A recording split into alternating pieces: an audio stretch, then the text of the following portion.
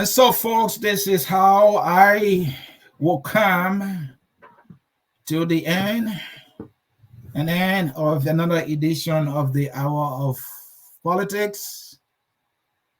And this will be my closing. Liberia is headed by a president called George Weah. He rose from nothingness to stardom. His story gives hope to millions, especially the downtrodden in our land. He is such an impressive story from despair to glory. He inspires so much hope. His life story is something that anybody can relate to, not only Liberians, but from people from all walks of life. And so I have never and ever doubted the possibility of Weah's presidency. In fact, I remain on record to my friends that I don't doubt that President Weah can be elected because his story is a story of hope. His story is a story of possibility. Many Liberians are poor.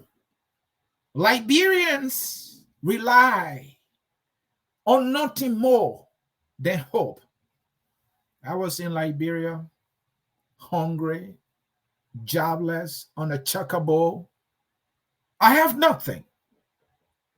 And so do many of you when you were in Liberia. When you were in refugee camps, you had nothing. Nothing materially. Nothing significant. But you had one thing, and that thing was hope. And hope is something we can all connect to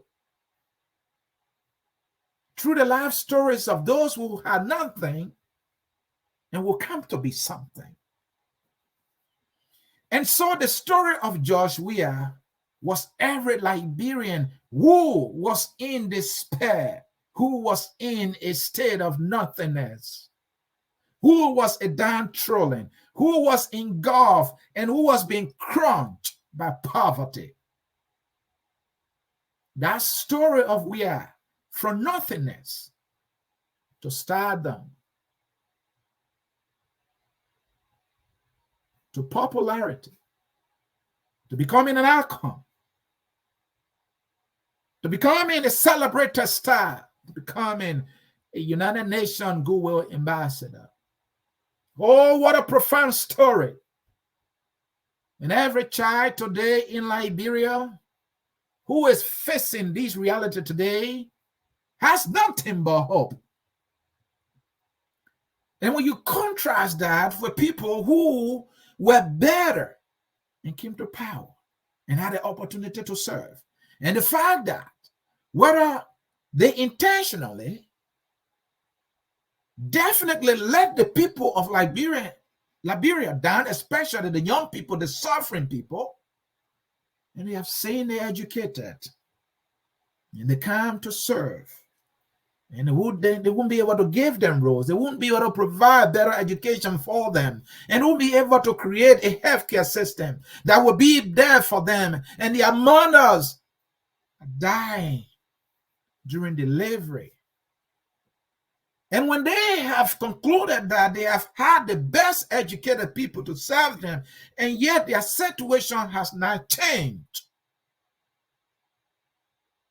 they were left with one thing: hope that one day it will get better. And when we are entered the race of the presidency,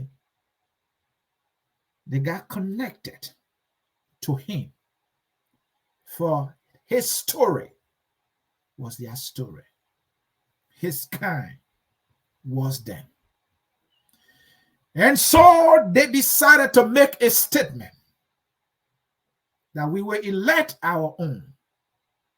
For you, the educated, they argue, did not do for us what we have always desired: a prosperous nation with a better educational system, a better healthcare delivery system with roads and running water. We want better life, and you have not given it to us. We are bringing our own this time. He got elected. That hope was transformed into a message and a slogan of change for hope, or hope for change.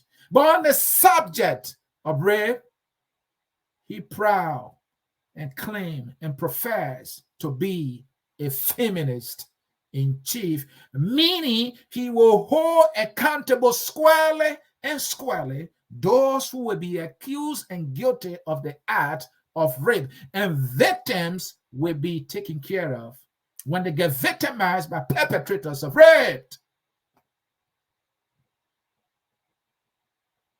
And Nathaniel's daughter was raped at an embassy he has presidential supervisory power over. And that gentleman was crying for help. The foreign minister he appointed could not do anything. The vice president he chose could not do anything about that daughter of that man. And she was in agony. At certain point, she was bleeding profusely. She needed urgent medical care. And the leader was dragging his feet. His government officials were dragging their feet, and he did not hold them accountable. He would not stop there, and he would appoint a minister of foreign affairs being accused of significant act of rape. He has not gotten to the bottom of this allegation.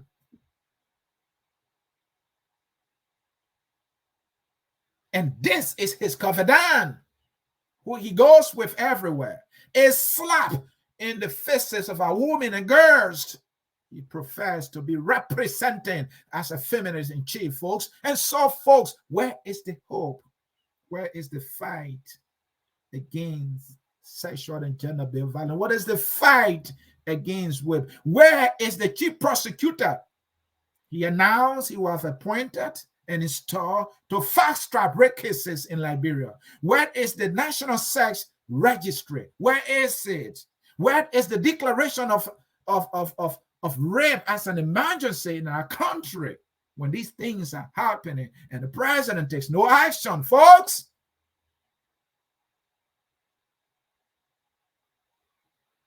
And where is the action that his government going to work assiduously with legislators to pass laws to hold these accountable? When all of these things, folks, are not just lip service, when they are not deceit, when all of these things don't only show that this president is not the feminist-in-chief he claims to be, and that he is definitely a feminist-in-cheat, then I don't know where you're looking. For if you are looking where I'm looking, I will conclude with my closing to say, indeed, our president is a feminist-in-cheat, cheating the women of Liberia when it comes to accountability, when it comes to holding perpetrators accountable, when it comes to holding people he appointed in positions of trust and power, when he is not cheating the victims of accountability, and shielding these officials. If he is not a feminist-in-cheat, if your argument is he is a feminist-in-chief, then I don't want to be a chief anymore. Then the word chief has no meanings, let alone the word feminist. That is my closing. That is how I will close the hour of politics today. Until I catch you again, my name is Anthony Sear, and I do not apologize for what I say today. And so, folks, I will take leave of you now. I may have a cartoon to put, and I will think about that cartoon now. And so, folks, that's it. That's the edition. That's your closing. And we'll bring you your favorite song that says, "We are all Liberians, those who are victims of rape and sexual and gender-based violence. They are Liberians, and the Liberian president should act if he is the feminist-in-chief." But where he, of course, now, because he is a feminist-in-cheat. And so the song, "We are all Liberians," and bye-bye. We are